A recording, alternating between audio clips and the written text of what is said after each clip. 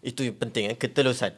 Yang kedua ialah tentang pematuhan kepada peraturan global yang lebih sistematik.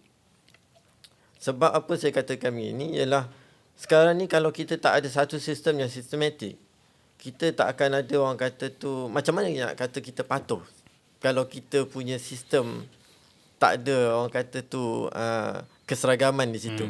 Tak dibuat secara sistematik.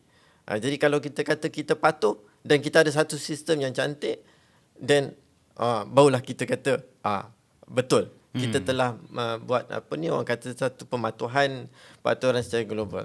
Yang seterusnya mungkin tentang kecekapan pengurusan data dan pelaporan. Mungkin juga tentang sokongan kepada proses audit dan pensijilan.